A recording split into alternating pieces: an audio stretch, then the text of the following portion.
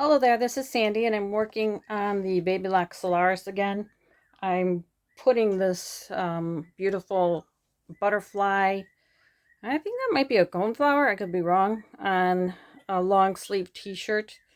Um, and I did a trial because I thought I was having problems with my machine with a little squeaky noise still. Came back after I got it back from the service people. And unfortunately, I can hear it still. So I was testing it. It sews beautifully. And the test piece was on a piece of black fabric. And I don't like anything to go to waste. So I ended up, when I was staying over at my daughter's to watch her dog last week, I ended up bringing along a really tiny Janome machine. And it has some low shank. It doesn't have a whole lot of power. But somehow I made this, I took this fabric that I had forever because I wanted to make like a padded covering to go over my really long rulers and the things that I have to bring to, if I go to a retreat, if I go to my daughter's house again and I need to bring rulers and anything else that's long and bulky, I can just throw it in this bag. So I ended up putting my name here. Let's see if I can get back further, sorry. And this is the sample, and it turned out really pretty, and I thought that cannot go to waste. So I pinned it to the front of this bag, and I'm going to like do a satin stitch around there. I don't have a hoop that will fit this, and I actually decided to do this after I sewed up the side, and I can't really take it apart easily because this is sewn shut pretty securely. So I'm just going to like put it in the machine and sew a zigzag around the outside, probably in black. But didn't that turn out beautiful? My intent was, here's the bag. I don't have a pattern. I was just going with the flow. I had some leftover, see if I can show it to you. It's just a simple bag. I had some leftover fabric that was sitting around. I made mistakes like this. I normally would, you know how you just, it's an easy pipe. Not pipe, but it's a really easy thing to do, to where you sew together the ends and then you use a tool to pull it out right sides out. And I didn't have that tool, and I tried to use the tool that I had while I was there. I had a safety pin. I had one of those long tools with the little hook on the end, and it was just too thick to pull it right side out. So I thought, this is just my fun little bag to stuff things into for when I travel. So it's okay. I ended up quilting the front. I just did lines, you know, from the center out. I did a line of stitching, and then I measured it out, and there was actually an attachment that that helped guide me while I rode that little attachment piece in the ditch of the stitching to get a pretty good marking for the next row of stitching. And it turned out okay. And then at the bottom I used, I did like a box for a bottom. I have to push that out more. But sorry, like standing way far back. So the bottom is like a regular bag bottom. And it's, I had some leftover batting that I used to I put it in between two layers of the fabric, the batting, so I could quilt it. And so I used up some old batting. So this is like my everything bag where I just was able to put a lot into it. It's not perfect because, like I said, the handles I had to do this way. And I did zigzag down the center, and I tried to cover this part up, but it was just impossible. So I thought, well, it is what it is. And that's the bag. And now I'm over here and I'm putting it on a long sleeve t-shirt that I got from Walmart. It's, let's see, it's called Time and True. And I think they're like in Arlington Heights, Illinois, they were like $5.98 a t-shirt. It's like a long sleeve, lightweight, somewhat stretchy. you know, t-shirt, and it's thin, and I like them thin because I get too hot all the time. So I only have 7 minutes of stitching to go, so I thought I would share this with you. Do you hear that squeaking? My mechanic said just keep trying it and see if it keeps doing that, keeps acting up. I don't really want to take it in again because I'm already behind and I have lots of gifts that I plan to make. So I don't know what I'm going to do. I have a class there tomorrow, so I think I'm going to bring the machine and then bring the recordings I made of it sewing and squeaking. So, and he can tell me whether I need to leave it there, and maybe it's just something really simple, hopefully. I did a query in the Babylock group on Facebook, and I saw all kinds of answers. I just, unfortunately, do not want to take it back to be serviced again, but I'm probably going to have to.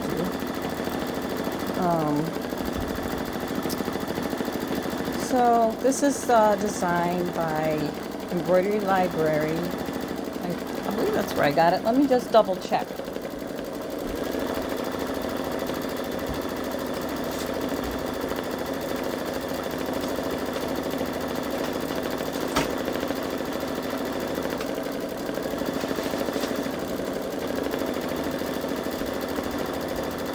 Yes, it's Embroidery Library. And it's 37,238 stitches, and I'm at about 33,000, so it's almost 6 by 8. And so I have the t-shirt in the hoop, and then I've got water soluble stabilizer on top. I've got on the back I put some temporary adhesive spray. It's 505. Let's see what the brand is. I think everybody just knows it by 505, but there's a brand, and it's this stuff, temporary adhesive spray, and I'm running out of it. So I have another can, but it's definitely getting down there. Sprayed that on a piece of, whoa, I heard it get caught, medium weight cutaway, and used the 505 to attach that to the back. And then I hooped that with the water soluble on top and floated a piece of black lightweight tearaway on the bottom. And it would have been actually perfect, the stabilizing, except for I think I have an issue with when I'm using my 10 spool thread holder. For some reason, I can't watch it fast enough, but I think the thread breaks or it starts to fray because it is unwinding the spool too fast at the top. It could be that. I don't know why. It happens sometimes, but not always, so it's hard to determine what the cause is. I have used thread nets before, and the last time this happened, the thread nets weren't very helpful either. So I just keep, hear that? Yeah. Listen to this now. Yeah, I'm going to have to take it in, unfortunately. So sad. I'm going to be so far behind. And I bought all these things to make for my granddaughter's birthday. So I'm going to have to plead with the fix-it person.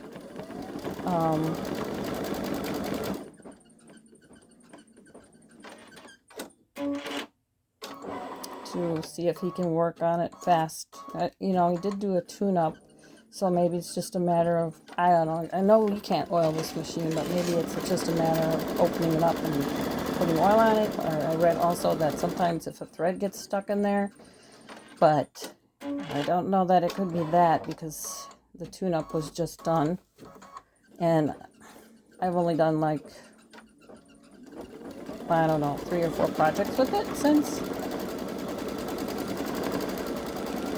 But anything can happen, I guess.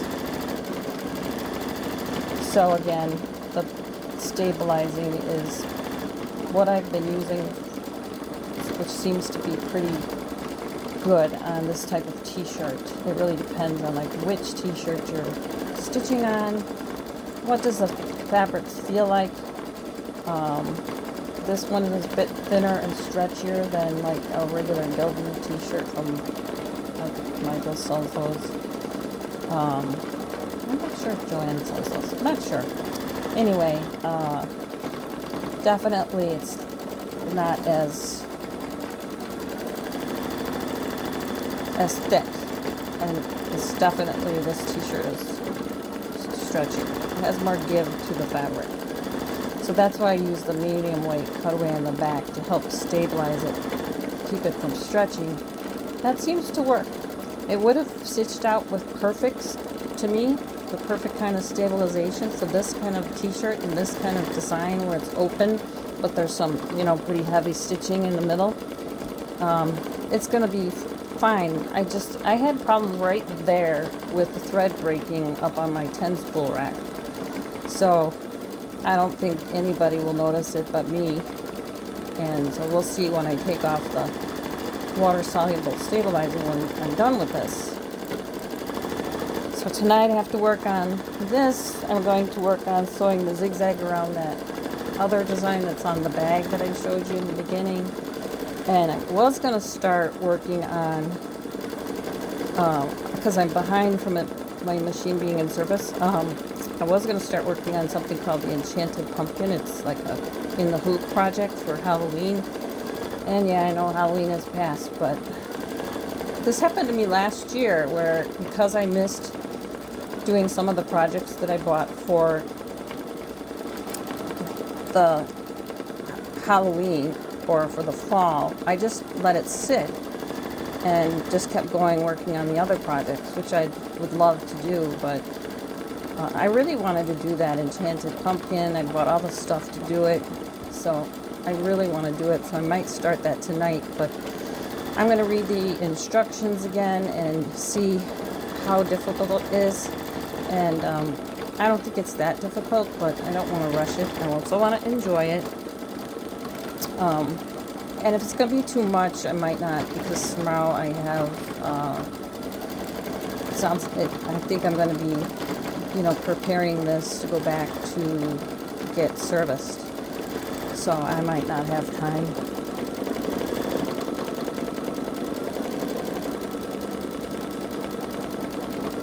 Well, it's almost done. So I have been on a journey to learn as much as I can about this Babylock Solaris machine, and while I'm on machine embroidery, I've really been diving in to see what kind of formulas I want to use for doing different kinds of machine embroidery, because I worked for 40 years at a major corporate company and retired when I was 59 and a half to help take care of my mom. And I just let's take it out of the hoop before I go on. I'm going to back this up.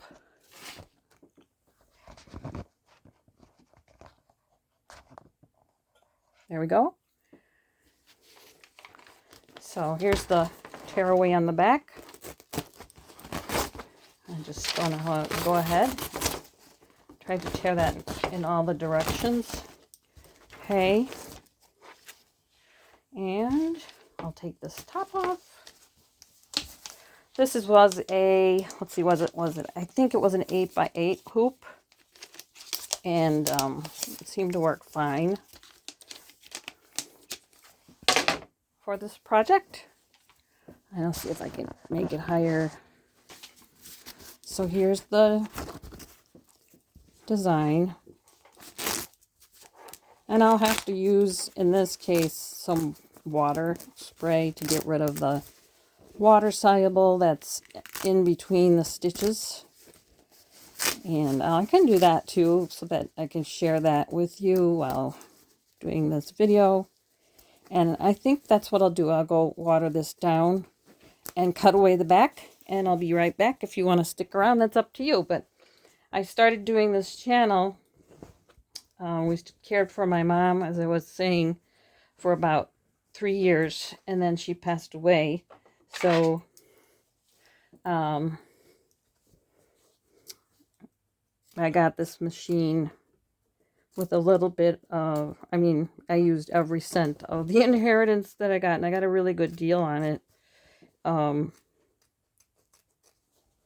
We had 6 kids in my family, and unfortunately, it's kind of a remarkable story that my mom was almost 99. She was 2 weeks shy of 99. And my brother got sick about a year, no, not even a year, about 6 months. Around the same time, she started having swelling, and we kept trying to get that under control. In the meantime, we're trying to help my brother, who was he ended up having a lymphoma that wasn't very aggressive, that turned into super aggressive, and they both ended up passing away on the same day within 3 hours of each other. So I retired to help take care of her, but I actually, when they both died in June of 2022, had to handle the estate issues, and it was quite a thing. So I'm just cutting off the back. So now I'm going to go over and water it down.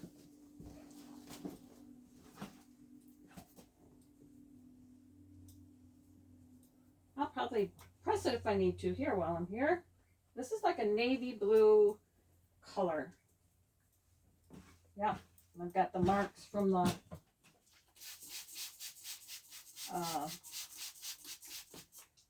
let's see, I'm getting the rag. The marks that I did to center it. And I'll get rid of some of those little burns you get by using my microfiber towel.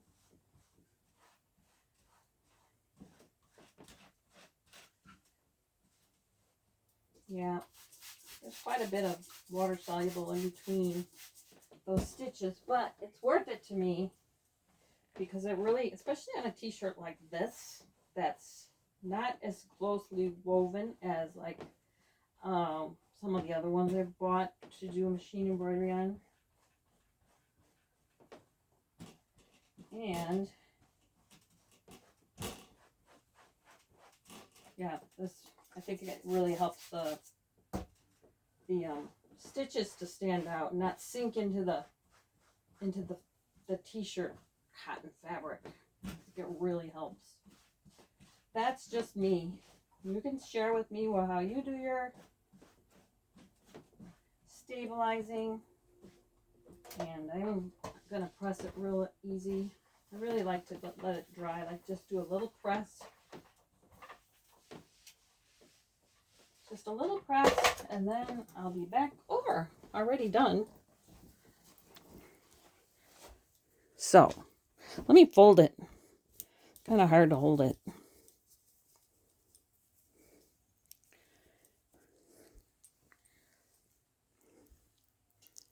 There's the t-shirt on navy blue, and it seems like it came out good with no puckers. Really pretty colors. Embroidery Library. So, like I said, I've been on this journey since somewhere around the first quarter of this year. And if you like what I'm doing, give the video a like, share it with a friend, and so far, and make a comment. Subscribe too if you haven't subscribed before. Definitely a pretty design. And yeah, I'm getting a good close-up for you. So far, I've just been doing videos where I catch like maybe the more fun part of the embroidery design rather than taking up so much of your time. And because this design took it says 52 minutes, but it's got 9 color changes. And then I had some other issues with the thread fraying, and so that took a little longer. But each project takes a lot longer than this one did. And I really, if you want me to do a live doing the whole thing, you can let me know. But I just feel like that would be a lot of time spent. When you can see this just as good, just capturing part of it, you know. And I try to go over the important things. So that's it. Hope you liked the video. Have a great day. Thank you for watching.